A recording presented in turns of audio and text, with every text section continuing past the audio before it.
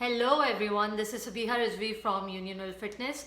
Today I'm here to discuss a very important topic and a very relevant topic in fact.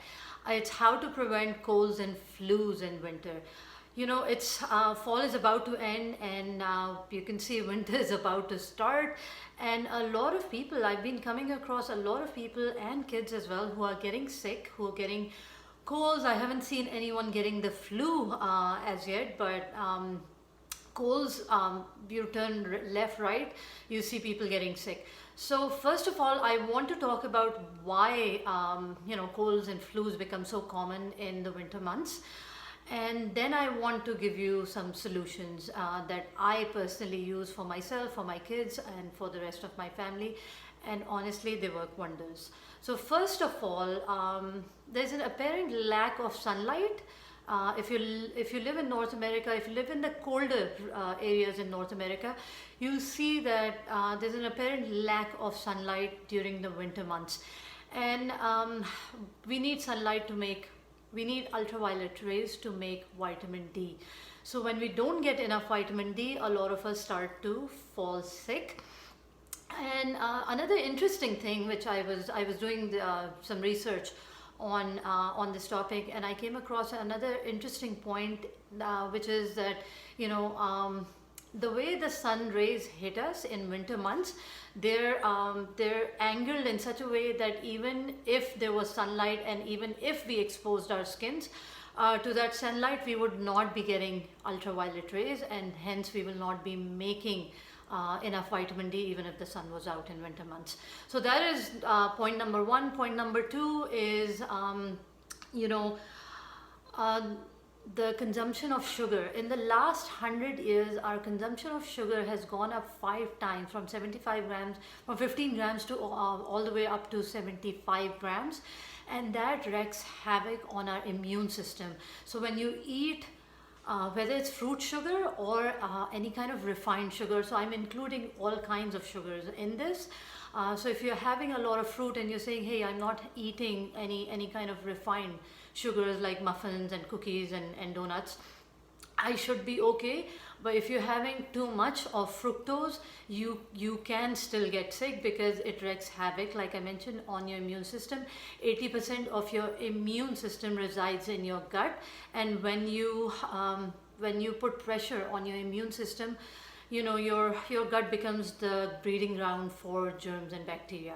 So that is point number two. You should be lowering sugar consumption during the winter months. Point number three is being locked indoors. I know a lot of mothers are going to raise their eyebrows when I say this, but believe me when I say this, the outdoor environment is much cleaner than the indoor environment. We keep our doors, our windows closed, we keep the heating on, we don't let our kids go out and get fresh air, and our houses become breeding ground for, again, bacteria and different kinds of viruses.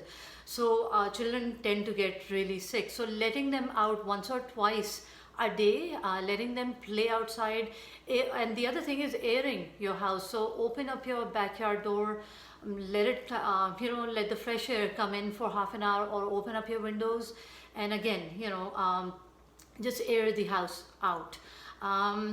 So now I want to talk about how you can actually improve your how can you boost your immune system so you can reduce the chances of getting sick. So first of all, take vitamin D as in supplement form, because there is really no choice.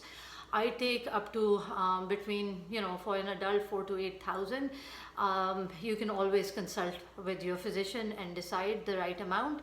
I give 2 to 4,000 to my kids every day, 2 to 4,000 IUDs to my kids every day.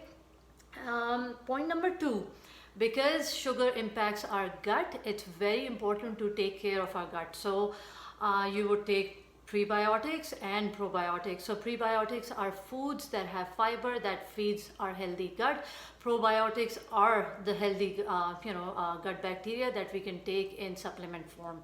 So point number three, you should be getting at least 7 to 8 hours of sleep. If you do not rest, your chances of getting sick are going to increase. Point number 4 is reducing stress. I know we all live a really busy life, so do I, but whenever I have time, I sit back, I try and meditate, I listen to, calming music. Every evening I have chamomile tea, anything and everything. I also take a supplement called ashwagandha every night. I take it in a tincture form, and honestly, all these steps that I have incorporated in my life help to reduce stress. Okay, the next point I want to talk about, and that is my favorite point, is exercise. Exercise actually helps to reduce the incidence of colds and flus. Why is that? So first of all, exercise raises your body temperature. When you do aerobic exercise or any kind of high intensity exercise, your body temperature rises, and while it is okay for your cells to operate at that higher temperature, it is not, in most cases, viruses and bacteria cannot thrive and in that temperature, and they actually die. So it is really good for you to add some movement, add some intense movement, maybe twice a week or 3 times a week, so that you can stay healthy. And exercise has so many other benefits that I'm not going to get into today, but I've talked about in my past videos. You can have a look. Point number 4 is supplements.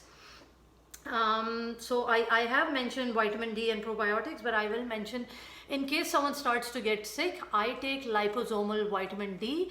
If you live here in Toronto, you can get it from Healthy Planet. You can, it's a bit pricey. It comes in a box of 30 sachets.